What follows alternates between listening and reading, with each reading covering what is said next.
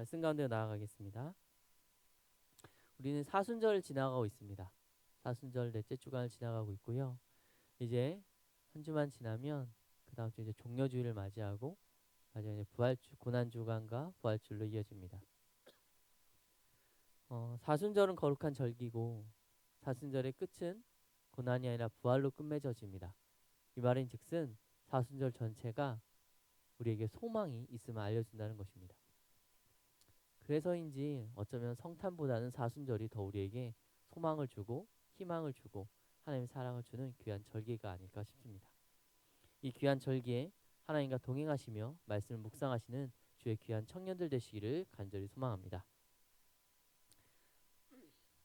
주님은 서른의 사역을 시작하셔서 3년 반 동안 공적인 삶을 살아내셨습니다. 3년 반 시간 동안 제자들에게 많은 것을 가르치셨어요. 그를 따른 많은 이들에게 많은 것을 보여주셨습니다. 하나님의 백성으로 세상을 어떻게 살아가야 되는지, 주의 자녀로 산다는 게 무엇인지 하나하나 너무나 세밀하게 가르치셨습니다. 오늘 그 많은 가르침 중에서 기도에 관한 가르침을 함께 보려고 합니다. 그리고 기도에 대한 가르침을 통해 그리스도인으로서 기도를 어떻게 해야 되는지, 그리고 구별되는 기도가 무엇인지 한번 살펴보고 그 은혜를 나누고자 합니다. 주님은 마태복음 6장에서 두 가지 방향에서 기도에 대한 가르침을 주셨습니다. 첫 번째는 기도하는 기도자의 태도와 마음에 대한 것이었습니다. 어떤 태도와 자세를 가지고 기도해야 하는가? 너희들의 기도가 세상의 우상들에게 하는 그것이 아니라 존귀하신 하나님 앞에 그분을 아는 자로서 하는 그것이 되기 위해선 어떤 자세와 태도를 가져야 하는가? 이것이 첫 번째 가르침이었어요. 두 번째는 실질적인 기도의 내용에 대한 가르침이셨습니다. 주님이 이 두 가지 가르침을 통해 참된 기도자가 되어 온전한 기도를 드림으로써 세상 가운데 그리스도인으로 살아갈 것을 우리에게 말씀하시고 가르치셨습니다. 이제 우리는 이 두 가지 영역을 하나하나 떼서 한번 살펴보고자 합니다. 먼저 기도자의 자세에 관한 주님의 가르침입니다. 주님은 마태복음 6장 5절에서 8절 말씀을 통해 기도자는 어떠한 마음으로 또 어떤 자세로 기도해야 되는지 말씀하셨습니다. 여기서 핵심은 사람에게 보이려 기도하면 안 된다는 것입니다. 기도란 우린 여러 가지 이야기를 합니다. 무슨 영혼의 호흡이다, 뭐 하나님과 대화다, 여러 가지로 기도를 비유하곤 하는데 그 중에 아마 하나님과 대화라는 표현이 가장 적합한 비유일 것 같습니다. 그런데 이 대화하는 내용을, 대하는 그 모습을, 그 이유가 하나님과 대화하기 위함이 아니라 사람에게 보이려 위함이다라고 한다면 그것은 위선이고 또 하나님을 기만하는 것일 겁니다. 감사합니다.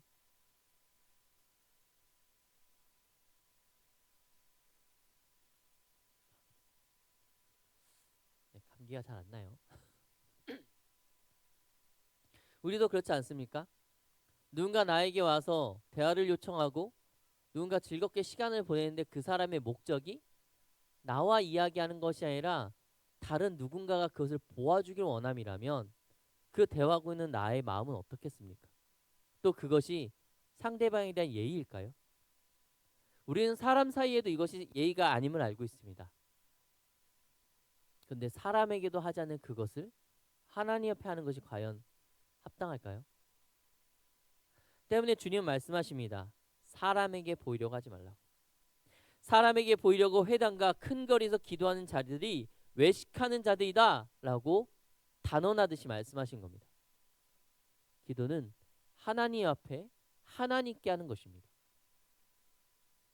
물론 그 누구도 처음부터 사람들에게 보이려고 기도 시작했던 사람은 없었을 것입니다.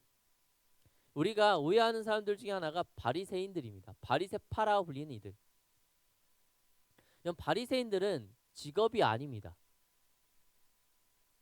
바리새인들이란 직업은 없어요. 바리새인들은 평신도로서 살아가되 율법을 준수한 이들, 거기에 모든 것을 쏟아내는 이들을 의미합니다. 즉 우리와 같은 평신도들인 거, 여러분 같은 평신도들인데 말씀을 배우는 거에 집중했고 기도하고 그 신앙생활하는 거에 굉장히 매진했던 이들입니다. 그런 그들이 처음부터 위선과 거짓으로 가득 차 있었을까요? 그렇진 않았을 겁니다. 그 누구도 처음부터 사람에게 보이기 위하여 기도하고 사람에게 보이기 위하여 하나님과의 관계를 맺어가는 사람은 없을 것입니다. 처음에는 순결했겠죠. 처음에는 굉장히 간절했을 것입니다. 그것이 굉장히 기뻤을 것이에요. 그러나 기도하는 자들의 그 정결한 마음이 어떤 시기와 어떤 유혹으로 인하여 천천히, 아주 천천히 어둠으로 물들기 시작했을 것입니다. 혹시 모르죠. 누군가의 칭찬 한마디가 그들을 교만하게 만들었을 수 있겠죠. 혹시 모르죠. 기도하는 나 자신을 내 스스로 어느 순간 의롭게 여기는 그 나의 의로움이 나를 교만하게 만들었을 수도 있습니다. 하지만 타인으로 인해서 아니면 나로 인해서 그 이유가 무엇이 됐고 그 근원이 무엇이 됐던지 간에 그것이 무엇이든 간에 그 기도가 하나님께 향하지 않고 사람에게 향하고 있다면 그것은 분명히 성도의 기도는 아닐 것입니다. 하나님께서 받으시는 기도는 아닐 것이에요. 여러분 어떠십니까? 여러분의 기도는 지금 어떠십니까? 나의 기도는 사람에게 보이려 하고 있습니까? 아니면 혹은 나의 기도는 나를 만족시키는 하나의 수단이 되어 있지 않습니까? 나의 기도 가운데 순전함과 정결함과 그 담백함 가운데 있는 것이 아니라 온갖 미사오구와 뭔가 꾸며내는 것과 사람에게 보여지는 그것으로 이루어져 있지 않습니까? 여러분의 기도를 되돌아보실 수 있기를 소망합니다. 혹시나 내가 모르는 사이에 나의 기도의 모습이 그래지고 있다면 여러분 속히 되돌리십시오. 여러분이 하나님을 처음 만난 그때처럼 다시 한번 순전해지고 정결해질 수 있기를 간절히 소망합니다. 또한 주님은 이방인들과 같이 중언부언 하지 말라고 말씀하셨습니다. 중언부언이란 중요한 말을 다시 여러 번 되풀이한다는 뜻입니다. 우리 여기서 질문합니다. 그러면 중보기도는 하면 안 되는 건가요? 그러면 이루어지지 않는 기도를 계속해서 반복하면 그것은 안 되는 것인가요? 우리는 같은 제목으로 수없이 많은 기도를 합니다. 그러면 안 되는 걸까요? 아닙니다. 본문에서 얘기하는 중언부언이란 그 원문의 뜻은 생각 없이 말하다라는 뜻입니다. 쓸데없이 말하다는 뜻입니다. 이것은 우상 숭배자들이 하는 주문을 외우는 것, 그것을 지적하신 것입니다. 뜻도 모른 채 그저 중얼중얼 그것이 어떤 의미를 가지고 있는지 모른 채 그저 주문처럼 외우는 것을 하지 말라고 말씀하신 것입니다. 주님은 우상을 섬기는 자들처럼 그렇게 하지 말라는 것이죠. 믿음 없이 하는 그런 쓸데없는 기도를 하지 말라는 것입니다. 그다음 우리는 어떻게 기도해야 할까요? 어떻게 우리는 기도자의 자세를 쓰고 하나님께 기도해야 할까요? 일단 하나님 앞에 기도해야 합니다. 내 주변에 누가 있든지 그것이 중요하지 않습니다.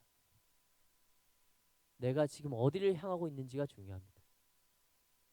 내가 있는 그 공간이 중요하지 않습니다. 내가 지금 누구 앞에 서 있는지가 중요합니다. 내 주변 사람들이 내 이야기를 듣고 내 소리를 듣고 어떻게 반응할지가 중요하지 않습니다. 나의 간절함을 하나님께서 들으셨냐가 중요합니다.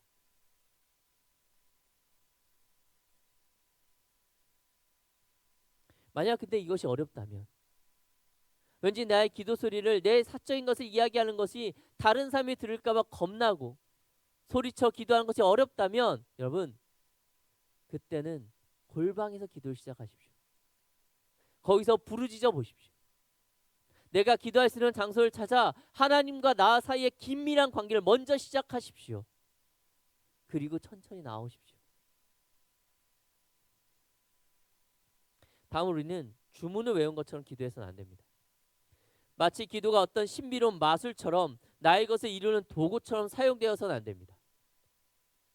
기도의 간구가 빠질 수는 없겠으나 기도의 원래의 목적이 나의 것을 이루는 것이 아니라 하나님과의 소통이라는 것을 잊어서는 안 됩니다.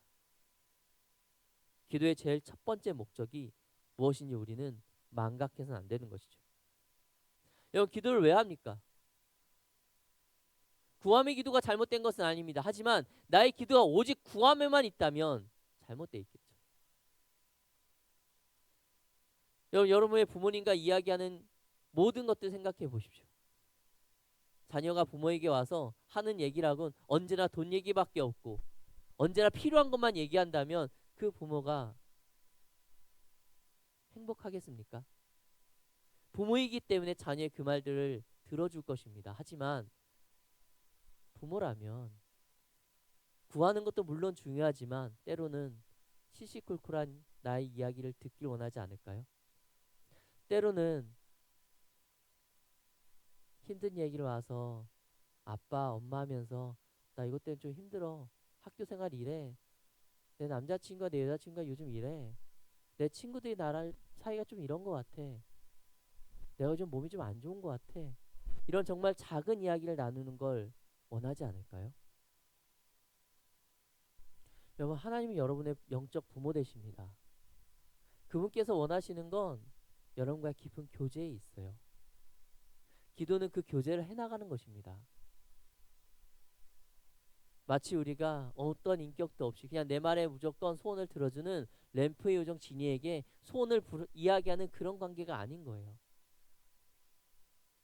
사랑하는 여러분, 하나님과 깊은 관계를 먼저 일어나실 수 있기를 간절히 소망합니다. 또 우리는 믿음으로 기도해야 됩니다. 우리의 기도가 쓸모없는 말이 아닌 그것이 하나님께 전심으로 나아가는 믿음이 있기 때문에 우리의 모든 기도는 쓸데없는 말이 아닙니다. 역사를 이루는 능력이 되는 것입니다. 여러분의 기도는 힘이 있습니다.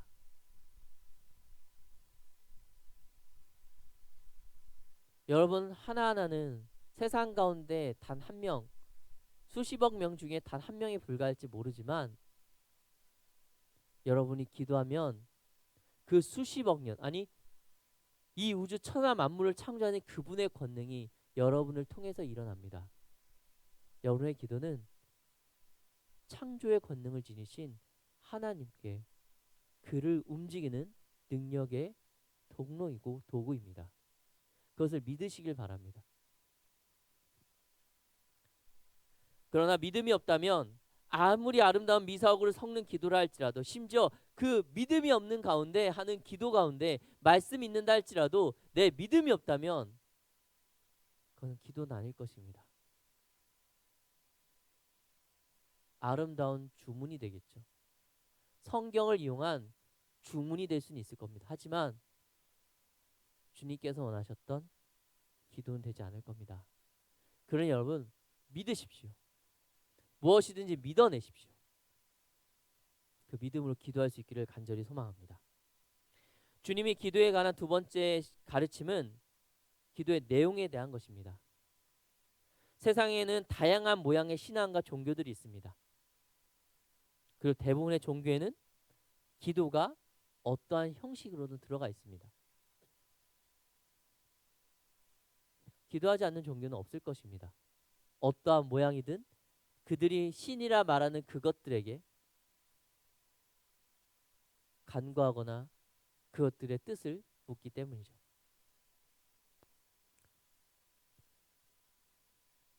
그러나 기도란 이론으로 부르는 많은 것들이 모두 같은 의미와 형식, 내용을 가지고 있는 것은 아닙니다. 그리고 그것들을 우리는 기도라 부르지도 않습니다.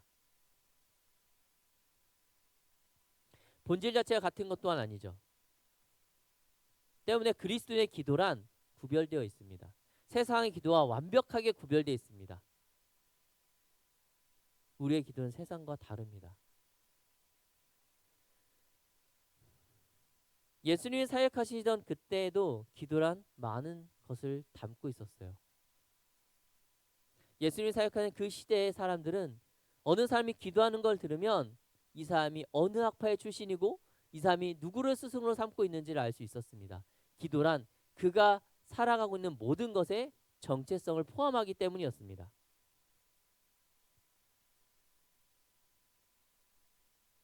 그래서 제자들은 주님께 기도문을 알려달라고 한 겁니다. 우리의 정체성은 무엇입니까?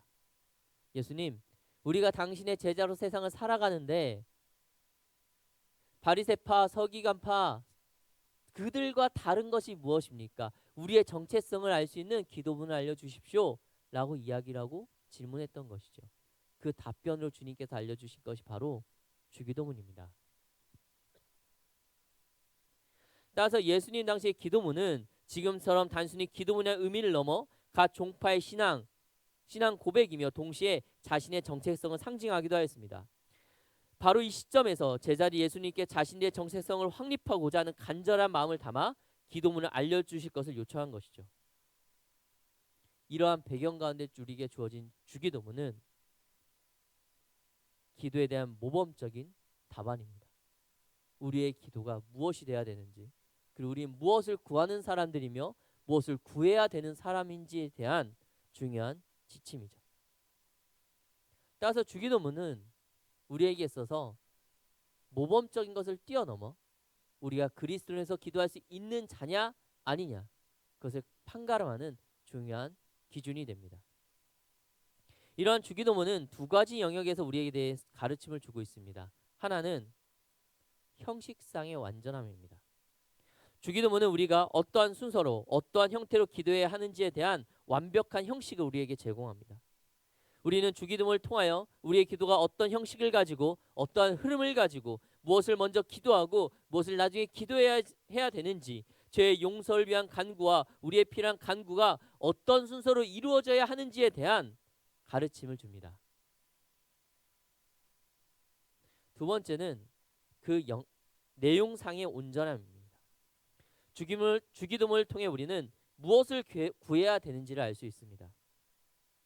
우리는 주기도문을 통하여 우리의 삶에서 진정 하나님의 도움이 필요한 것이 무엇인지, 우리가 무엇을 구하는 삶을 살아야 하는지, 우리의 삶을 위하여 어떻게 기도해야 되는지 그 모든 것이 주기도문에 포함되어 있습니다. 이것은 두 가지를 의미합니다. 형식과 내용상의 완전함이 있다는 것은 두 가지를 의미합니다. 하나는 이 기도문의 내용과 부합하지 않는 기도의 내용은 그리스도인에서 기도로서 합당하지 않다라는 것이고, 다른 하나는 그리스도인의 기도라면 이 기도문에 포함되어 있는 내용들을 모두 포함해야 된다는 것입니다. 그래서 초대교회 사람들은 주기도문을 들어서 합법적 기도라는 이름으로 이 기도를 표준으로 삼았습니다. 언제나 이 기도를 했죠. 사랑하는 여러분 주기도문을 외우실 수 있습니까?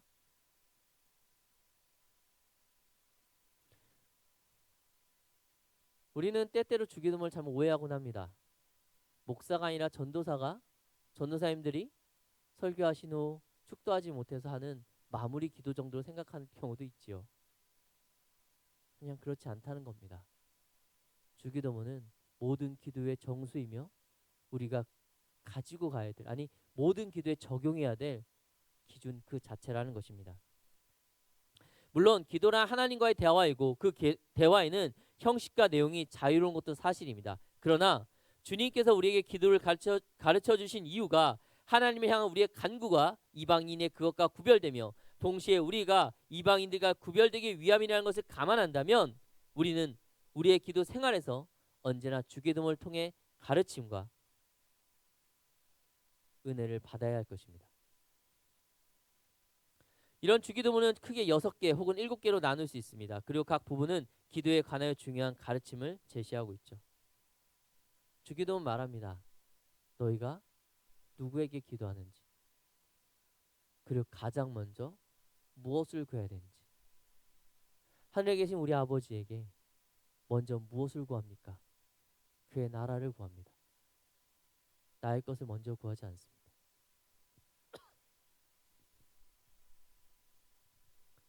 또한 그분께 올려드릴 마땅한 것이 무엇인지, 그리고 내가 구할 수 있는 것이 무엇인지.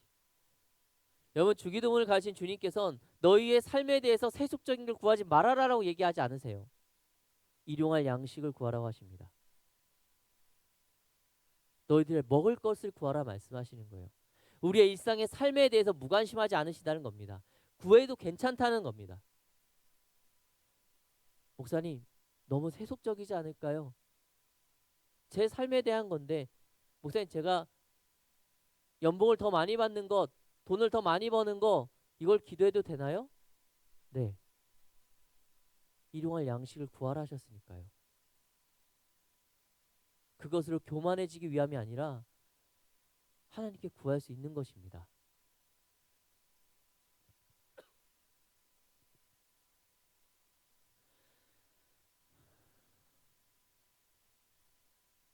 여러분, 그런데 문제는 기도를 해보면 알지만 주기도문처럼 매번 기도한다는 것은 사실상 어렵습니다. 어려워요. 일단 시간이 그리 넉넉하지가 않습니다. 청년들 중에 우리 대부분은 뭐 하루에 한두 시간은 모두 기도하는 걸로 알고 있지만 우리 그렇게 기도하지 못할 수도 있지 않습니까? 그렇죠? 식사 기도밖에 할 수 없는 내 상황과 환경이 있을 수 있고요. 아침에 정말 짧은 시간, 하나님 이런 한 번밖에 부를 수 없는 시간이 나에게 유일한 기도의 시간인 분들도 있습니다.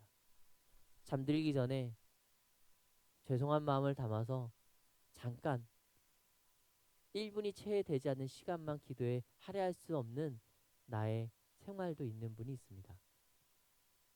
그런데 어떻게 그 시간에는 주기도문대로 기도할 수 있겠어요? 힘든 걸 압니다. 힘든 건 압니다. 매일 기도하는 삶을 살아가는 것 자체가 힘든데 그 기도함에 있어서 참된 기도자의 모습을 지키고 또 주기도문에 맞는 합당한 기도하는 것 매우 어렵고 힘든 일입니다. 그러나 힘들다고 해서 안 해도 되는 것은 아니에요. 힘들기 때문에 포기해도 되는 것은 아닙니다. 그럼 어떻게 해야 참된 기도자의 모습으로 참된 기도를 드리는 삶을 살아갈 수 있을까? 우리는 이 질문을 해야 됩니다. 힘드니까 포기해야지, 아니 나는 못하니까 내려놔야지가 아니라 저게 해야 되는 것이 맞다면 내가 힘들고 내가 고통스럽고 내가 지금까지 하지 않았지만 저것이 하는 게 맞다면 그러면 지금 내 상황 가운데 아직 기도의 습관이 안 돼 있고 내가 기도에 그렇게 깊지 않은데 그런 내가 어떻게 해야 저렇게 할 수 있을까를 질문하고 그 질문에 답을 얻어야 하는 것입니다. 답은 단 하나입니다. 훈련해야 됩니다. 여러분, 훈련이라는 것은 힘든 것이에요.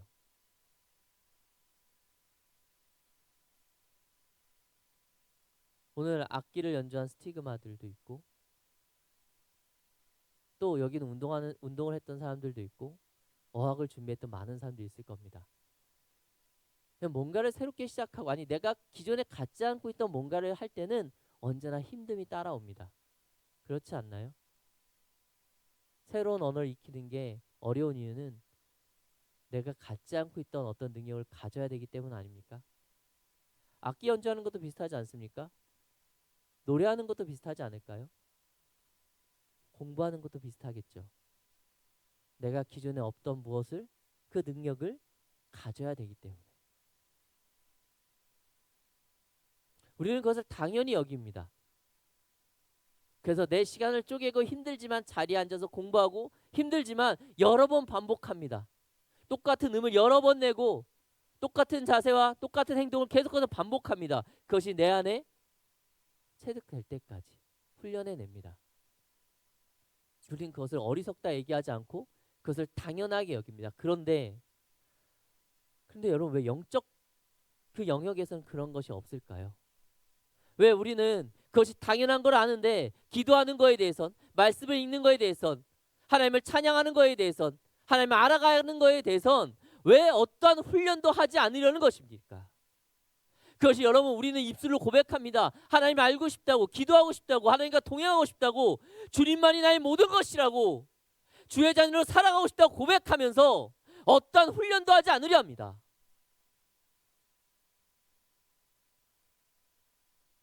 여러분, 주의 자녀로 살아가기 위해선, 주의 백성 온전히 서기 위해선, 기도하기 위해선, 말씀을 듣기 위해선, 하나님의 백성으로 세상 가운데 빛과 소금이 되기 위해선 훈련해야 됩니다.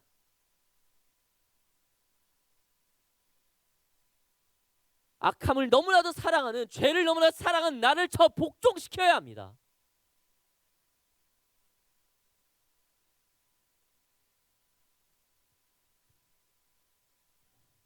사랑하는 여러분, 영적 훈련 가운데 들어오십시오. 가만히 있는다고 그 능력들이 주어지지 않습니다. 가만히 있는다고 내가 어느 순간 기도의 사람이 되지 않아요. 가만히 있는다고 하나님의 말씀 내가 즐거이 읽지 않습니다. 가만히 있는다고 내가 하나님이 하는 지식이 풍성해지지 않습니다. 가만히 있는다고 내가 복음을 전하는 자가 되고, 가만히 있는다고 주의 백성으로 세상에 빛과 소금으로 살아내지지 않습니다.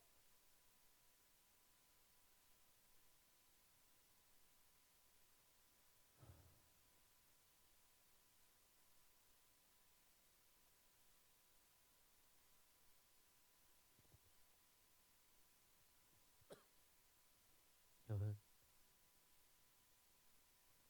훈련합시다. 힘들더라도, 고통스럽더라도, 익숙하지 않더라도, 내 시간이 너무 없어서 내가 무엇인가를 포기해야 한다 할지라도 여러분, 훈련합시다. 그래야 우리가 하나님께 한 걸음씩 한 걸음씩 나아갈 수 있습니다. 사랑하는 여러분, 기도란 그리스도의 특권이자 능력이 원천입니다. 그리고 주님 우리에게 어떻게 기도해야 되는지, 어떤 기도자가 되어야 되는지 그 모든 것을 알려주셨습니다. 우리는 답이 없는 것을 찾아 헤매지 않습니다. 그리스도인들은 답이 없는 것에 대하여 고민하지 않습니다. 이미 너무나 뚜렷한 답안지가 주어져 있기 때문입니다. 이방인과 다른 기도자가 되어 기도함으로 하나님과 깊은 소통 가운데 사랑을 나누고, 세상 가운데 세상에 감당하지 못한 은혜로 말미암아 기적을 삶에서 체험하는 주의 백성들 되시기를 간절히 소망합니다.